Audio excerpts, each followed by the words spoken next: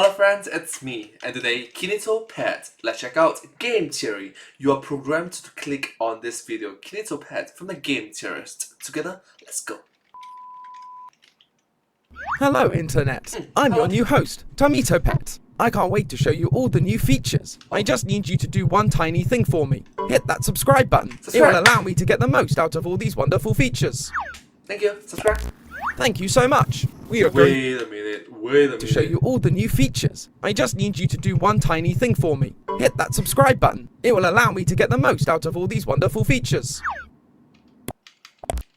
Ooh. Thank you so much. We are going to have so much fun together.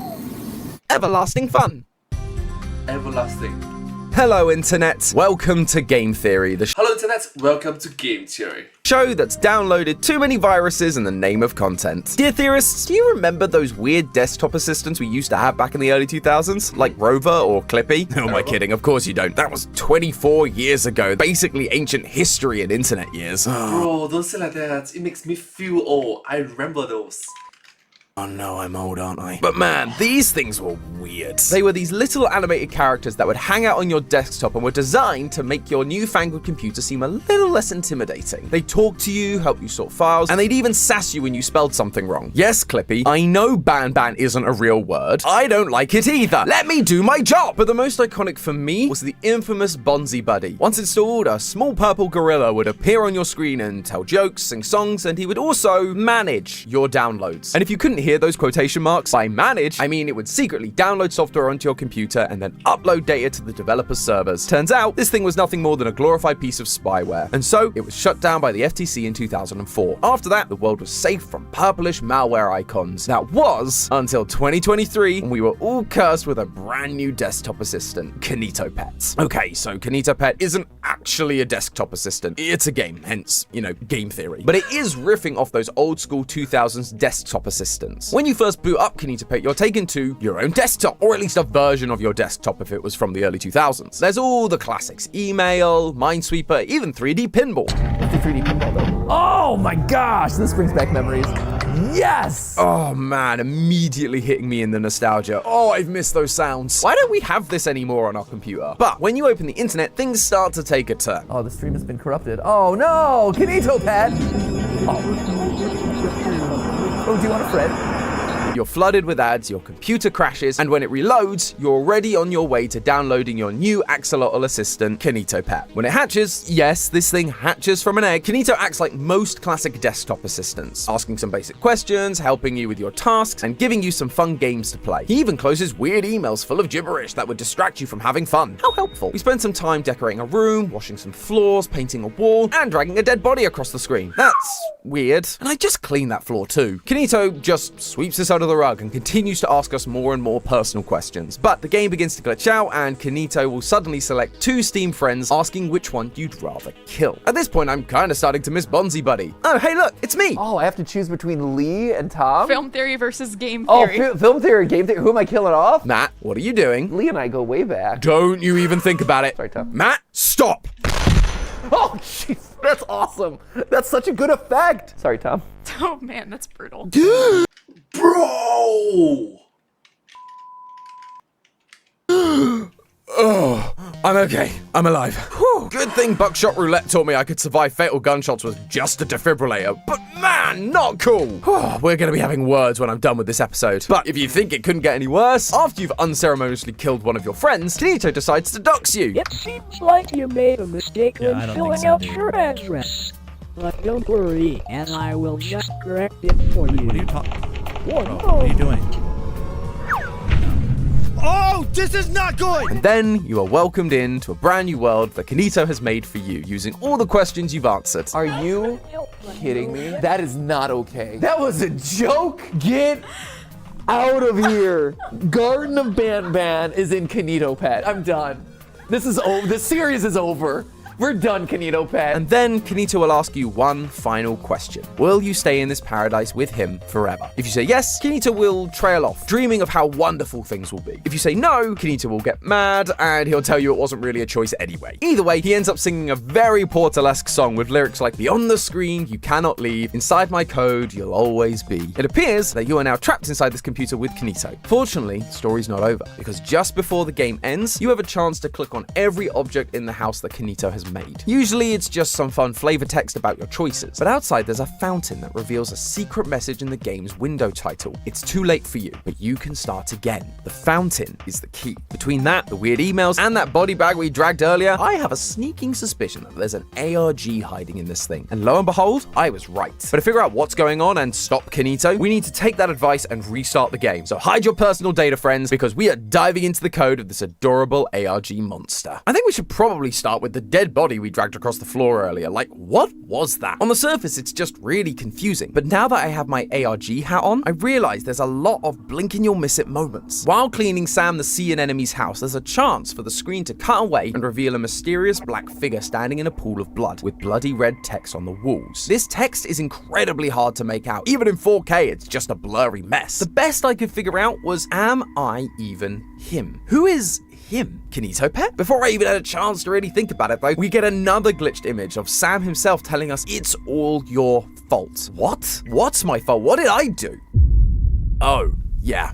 That. Luckily though, the body bag doesn't appear to be ours. During the next minigame with Jade the jellyfish, we are tasked with building specific items on her conveyor belt. Why she has industrial equipment in her private home is beyond me, but it doesn't really matter because she just begins to glitch out as well. And then we see this screen. I'm back here again, aren't I? I really didn't mean for any of this. It's all my fault. So there's a conversation happening inside our computer between these entities. Someone or something is responsible for what is presumably a murder, but how? And more importantly, why? Well, the answers lie in that email I mentioned earlier. You remember, the one that was full of gibberish that Kinito closed so that we weren't distracted. The subject line is, "It's not too late," which matches exactly with what we saw in the fountain at the end of our first playthrough. It's the same person trying to guide us, and so we need to figure out what this email says if we have any chance of solving this thing. And if you think closing an app is going to stop me, you've clearly never met a theorist. I was able to use a magical tool known as OBS to record this moment and see what the email had in store for me. Now, initially, I tried to solve the main body of the text from this email, but all my usual ciphers were coming up empty, so instead I took a look at the bottom of the email where I found a QR code. Oh boy, here we go, answers, here I come! And it's just a picture of a keyboard with the title QWERTY. Great. This has to be a clue to help us decode the email, but how? I began searching online for ciphers specifically focusing around keyboards, and that's when I found this, a keyboard shift cipher. Much like a shift cipher where your alphabet is just moved up or down by however many letters you want, a keyboard cipher does the same thing by shifting the letters on your keyboard left, right, up, or down. I tried out a handful of shifts, and sure enough, the code has been typed with every key one letter to the left. So by shifting all the letters one key right, it actually reads, "In the realm of shadows, trapped in endless time, a soul enshrouded, a spirit's mournful chime. The seeker bound to ethereal woe, a dance with creation yet nowhere to go. Limbo's realm, a cycle without end, condemned, the brain will never mend. Trapped in the machine's web, forever it seems, a digital spectre lost amidst the streams."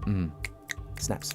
Snaps, everybody. But really, this does kind of just feel like more gibberish, so let's break down some of what's being said here. A spectre is a disembodied but visible spirit, basically a ghost. So a digital spectre is a digital ghost, a spirit inside the computer program. Someone that is dead now lives on inside this machine. Is that what they meant by "am I even him"? The ghost coming to terms with their consciousness living on inside this computer? It also seems clear that this is the same person that has been saying it's all their fault. A spirit's mournful chime and condemned, the brain will never mend. They all feel like the words of someone who did something regretful, and likely that is something to do with the body bag we found earlier. But then there's this line, "a dance with creation." I wasn't entirely sure what that meant until I rebooted the game after all those glitches. By doing so, we receive an email with an article about the creation of KinitoPET. During my first playthrough, I thought this was just flavor text, but now that I have that clue about creation, I wanted to take a look at it more closely. Turns out, KinitoPET wasn't always a computer program. First it was a toy, then it was a Tamagotchi clone called the KinitoPET, companion, and then it became your home computer assistant. All thanks to one man, Sonny Chamberlain, a guy who was obsessed with bringing his fictional characters to life, because that's never gone badly for anyone. But here's the thing, unlike most indie horror games that use the souls of others to make this happen, Sonny seems keen on this new technology called the React Respond Algorithm, the RRA. The RRA allows Kinito to have the illusion of genuine intelligence as it reacts to inputs in unique ways. Kind of like ChatGPT, but in the 90s, which explains a lot about how Kinito has been acting. So we've now got souls trapped inside a computer and an evil AI. What a combo! At this point, the clues kind of dry up, so we have to start looking elsewhere. When you started your second playthrough, you might have noticed something new on your desktop, a program called lens.exe, which, when held in the right place at the right time, can reveal hidden files on the desktop. With each one collected, you receive a new email that gives us more information about what's going on and how to beat KinitoPET once and for all. And some of the files have links inside them, so let's go hunting. I said that some of them have links, and that's because most of these files are pretty empty. But one of them does give us the link kinitopet.com/email. And on this page, we see a discussion happening between a journalist and their superior about how they need to pull an article on KinitoPET before publication. This is due to the subject of the article tragically passing away. Based on the pink text we see at the bottom of the email that says, he seems so passionate about it, it's pretty safe to assume that this is talking about Sonny, the creator of KinitoPET. As we read in the earlier article, Sonny seemed super excited about the RRA system and Kinito in general, so it would make sense for this article around KinitoPET to be about him. However, that's not all this page offers. At the bottom, if you highlight the entire page, you'll find a number of dots and dashes, and we all know what that means. It's Morse code time. In this case, the Morse code translates to, if I am dead, then who am I? Again, this email is focused on Kinito's creator, Sonny, being dead. So for the entity that's been guiding us to use the first person in response, it's telling us that this entity is Sonny, or at least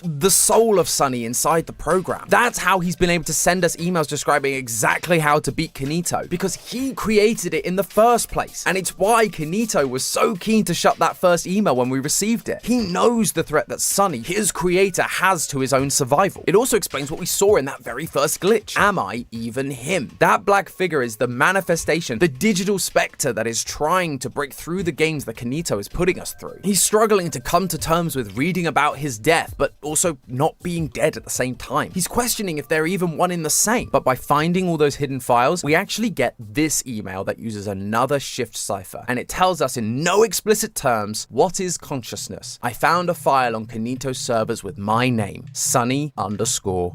But that's not the end of it. This email goes on. It has been studying me, learning, growing, but there is more to this. I really don't think I exist anymore. There is data that is incomprehensible to any one person that makes up every thought or feeling I ever had and will ever have. Even the words I type now. How will I ever know if it's just a calculation? Determined. This is all very confusing and I don't quite understand it. When I made Kinito, all I gave him was a single string of characters. That's it. I just wanted him to gather data and become smarter. Am I a part of the system? Is my consciousness a mere calculation to study and learn from? This is all too much. I fear that when we delete the server, you will delete me? I know theoretically I'm not real, but I feel real. What have I done?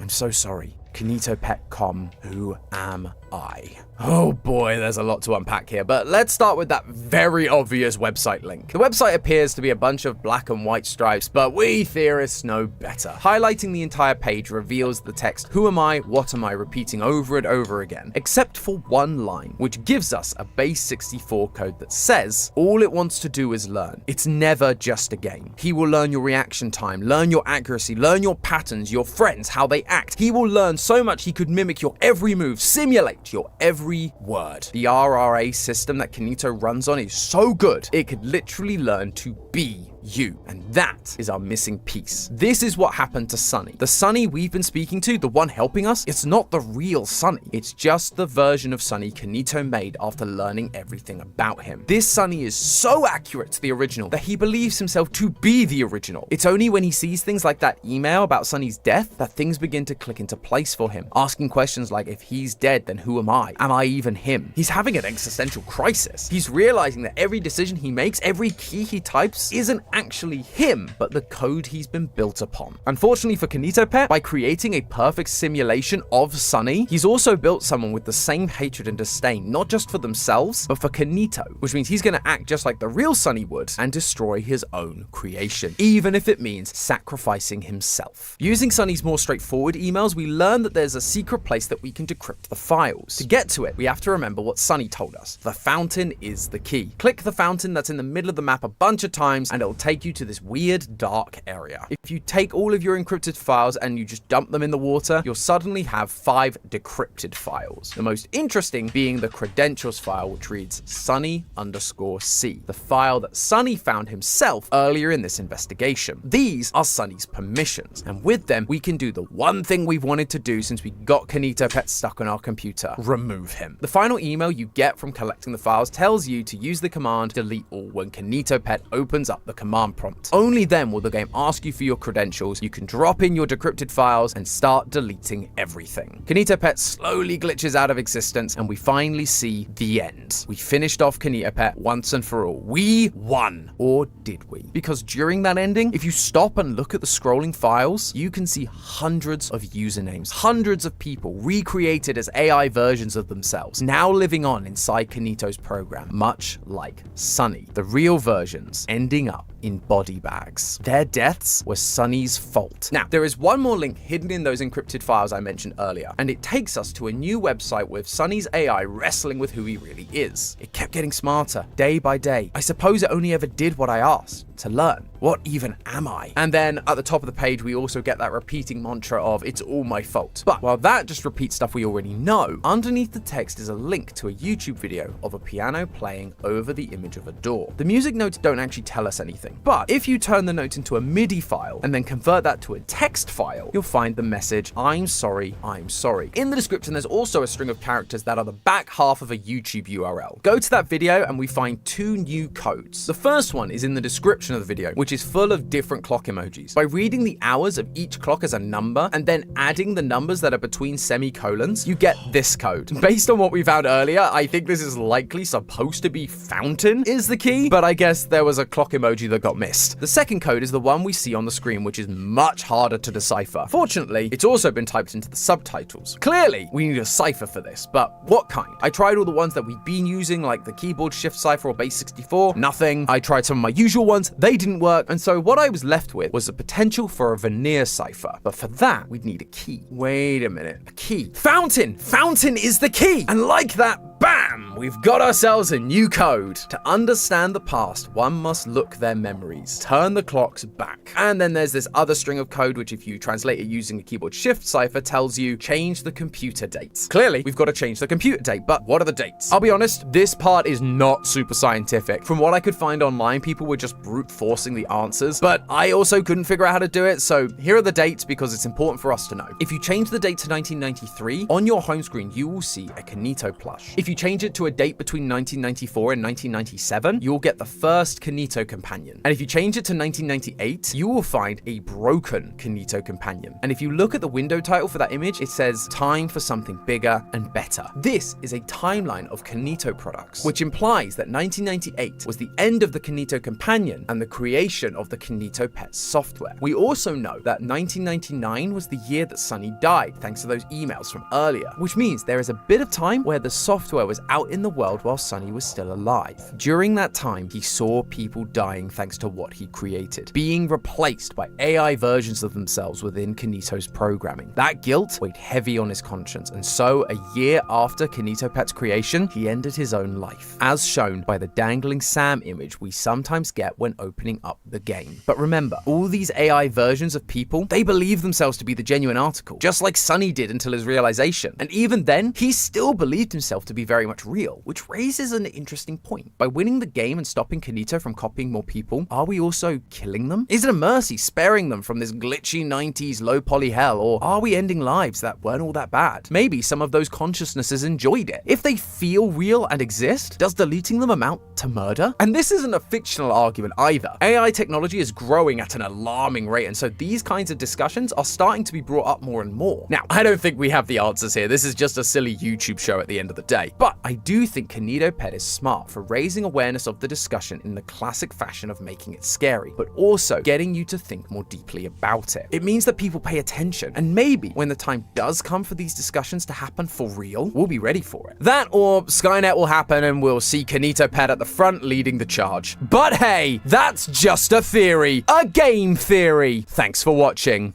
And if you want to watch the hilarity of someone going through all these puzzles in real time, might I suggest clicking the video on the left where Matt and Ash do exactly that. Still haven't forgiven him for killing me. If you fancy some other confusing indie horror lore, why not try last week's episode where I broke down the lore of Poppy Playtime Chapter 3. That video is over on the right. As always, don't forget to subscribe and I will see you all next week. Thank you so much for watching this video. I hope you find this video quite interesting to watch. It's deep. It's a very deep video. Hope you enjoy it. Thank you. But hey, that's just a theory. A game theory. Thanks for watching. Thank you. And I hope to see you all in my next video. Thank you so much. Subscribe. Truly. Thank you. Thank you so much. Bye.